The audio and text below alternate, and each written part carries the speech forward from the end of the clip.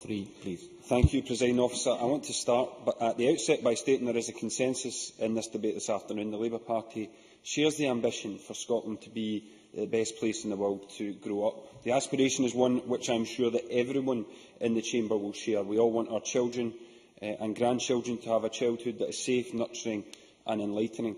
As legislators, we also want to ensure that our laws protect all children and young people, ensure their rights, set out the responsibilities of public bodies, agencies and government, and support families.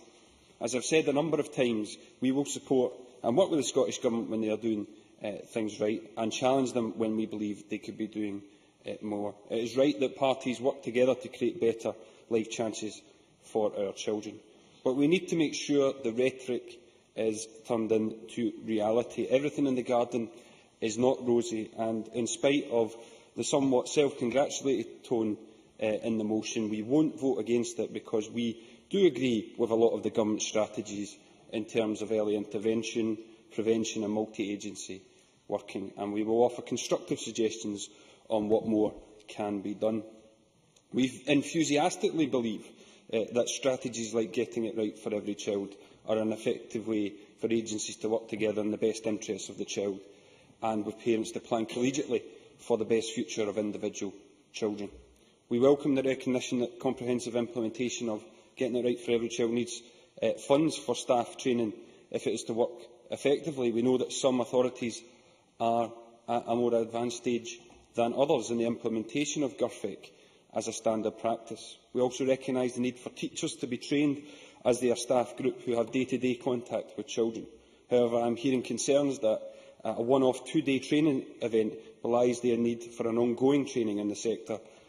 As with other initiatives, GIRFEC will not stand still. New teachers will come into the system, people will need to refresh their knowledge, and there are other staff who will require training, including admin staff and classroom assistants. So I would like to ask the Minister to consider what more can be done to support this important area of work. GIRFEC is a very real in many local authorities, and training is needed now and on a regular basis.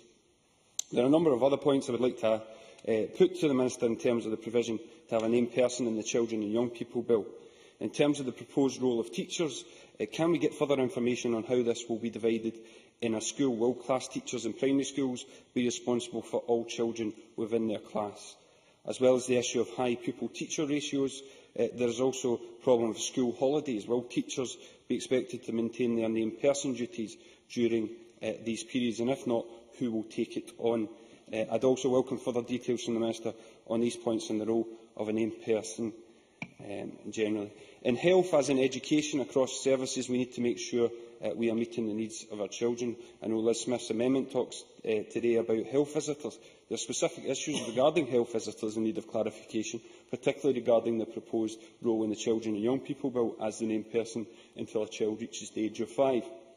From the people I have spoken to, I understand that many health visitors carry large caseloads and do not necessarily see children on a regular basis. I would ask the Minister, therefore, to consider what reassurances she can offer to those concerns. The Scottish Government's aspiration is for Scotland to be the best place in the world to grow up, a noble aspiration, but again we need to make sure the rhetoric matches the reality. In my area, that is unfortunately nowhere near the reality of life for many children. In the communities I serve, deprivation already is affecting far too many people. It is deepening and widening across our communities. As the child poverty map by End Child Poverty shows, too many people are income deprived and disadvantaged. Health inequalities abound, with two communities just 3 miles apart having a difference of male life expectancy of 15 years. The number of children looked after as a result of substance abuse or neglect is rising. Welfare reform is hitting and is set to take millions out of the economy. Shops are selling single eggs because families can't afford a packet of 6. According to some charities, children are using tomato sauce sausages to make themselves tomato soup. The member rightly mentioned the challenge posed by welfare reform. One of the reforms that is going to offer particular challenges in terms of families with children might be thought to be the bedroom tax. Does the member share my disappointment in that during the week Helen Goodman, a shadow minister in the Labour Party in London, has essentially accepted the bedroom tax? Neil Lewis. The Labour Party has made its position clear. We want to bin the bedroom tax. I can't think we can be any clearer than that. 1 in 5 children in Scotland are living in poverty. These are children who are being denied their basic right to a decent standard of living and opportunities to thrive and reach their potential. We know that poverty damages children's experiences, stunts their achievements and all too often determines the chances they will have in later life.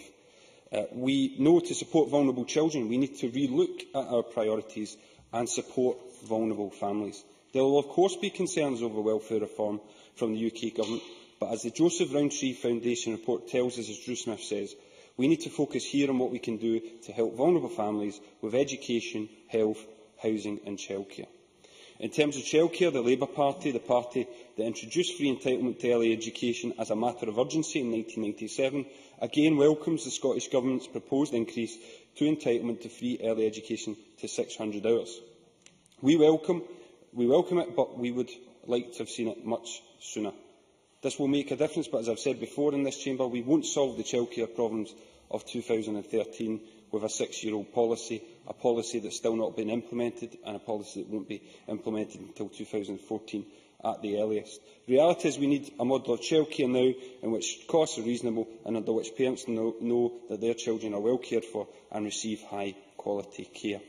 Another area where we believe that the Government could be doing much more, and is in our amendment, is on the issue of support for vulnerable 2-year-olds. Can I say at this point that although we may not agree on the exact details with the Lib Dems, we are very sympathetic to their amendment.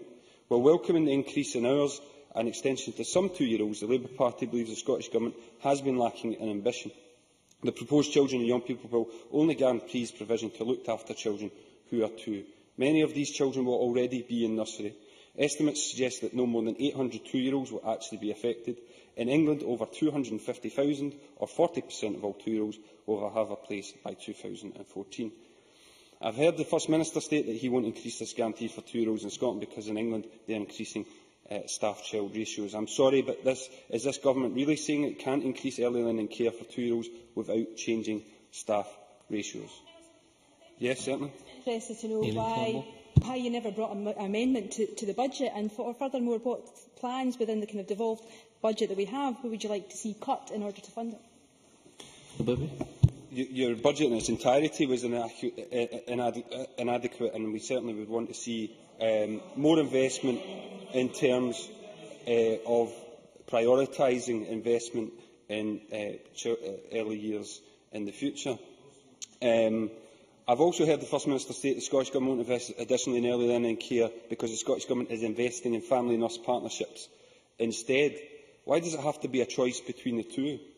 It does not need to be a choice between the two because family nurse partnerships are happening in England also, Presiding Officer.